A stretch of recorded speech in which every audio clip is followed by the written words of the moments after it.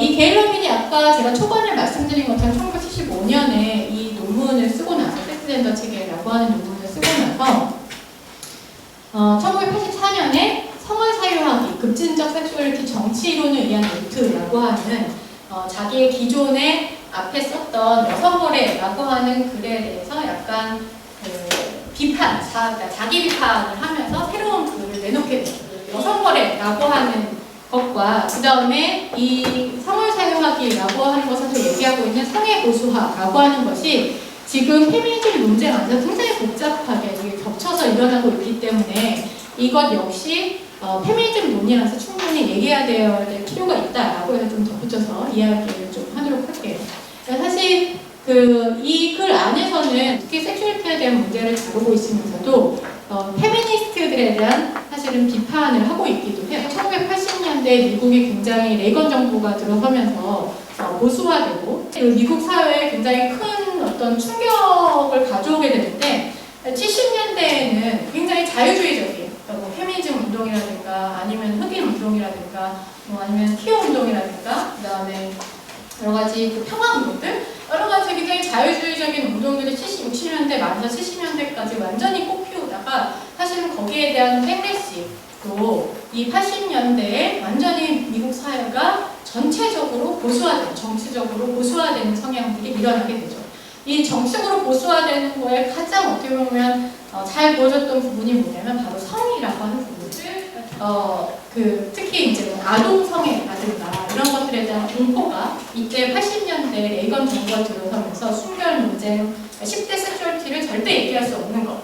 10대 섹슈얼리티를 그 이전까지만 해도 여러 가지 측면에서 논의를 막 시작하려고 하는 단계였는데 80년대에 들어와서는 10대의 섹슈얼리티의 주체성이라고 하는 것은 절대 인정할 수 없다. 그렇기 때문에 순결 해야 된다라고 하는 금욕주의적으로 이제 돌아서게 되고 그 다음에 이 포르노 논쟁과 더불어서 동성애를 에이즈와 또 같이 결합을 시키고 이런 모든 것들이 사실상 같이 한꺼번에 돌아가면서 완전히 성적 공황, 패닉 상태로 만들어버렸죠.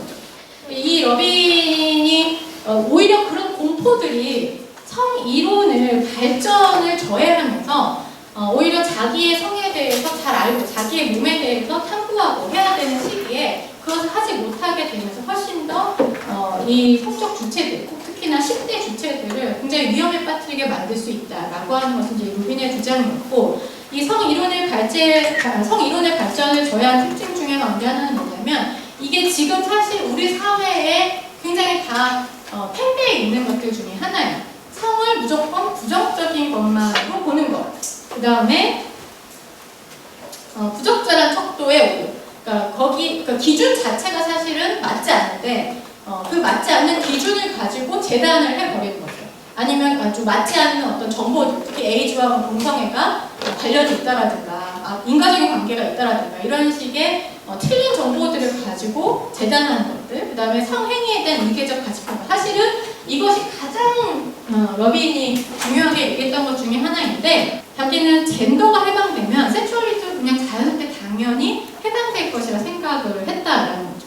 근데 실제로는 그러니까 페미니즘 논의들은 많이 발전이 됐고 거기에 대한 것들은 좀 약간의 진보적인 부분들이 있었음에도 불구하고 그렇지 않은 다른 위계가 생겨났다라는 페미니즘 내에서는 그러니까 거기에 이제 계급이 일종의 있는 거죠. 그래서 가장 피라미드 꼭대기에 있는 거는 흔히 말하는 정상적 이성의 관계, 특히 1대1 관계. 그 밑에는 1대다다 아니면 다대다 관계, 이성의 관계. 그리고 그 밑에는 동성의 관계인데 동성의 관계 속에서도 1대1 동성의 관계. 그 다음에는 이제 밑에 또는 뭐 다대다나 뭐 1대다 동성의 관계. 그리고 그 밑에는 성노동자들. 그 다음에 뭐 트랜스젠더들, 트랜스섹슈얼들. 그 다음에 그 밑에는 가장 밑에 있는 게 뭐냐면 바로 페도필리아예요. 그래서 이 페도필리아 논쟁 때문에 또 러빈이 굉장히 많은 비판을 받았었죠. 근데 이제 러빈이 그 페도필리아라고 얘기했던 것도 이것도 사실은 좀 오해의 여지들이 있는데 10대 섹슈얼리티의 주체성이라고 하는 것을 우리가 어떻게 보고 이해할 것인가 뭐 이런 문제들을 얘기하기 위해서 이제 그 페도필리아 이야기를 했다 이런 얘기를 하게 됐어요. 제가 이 얘기를 하는 이유 중에 하나는 지금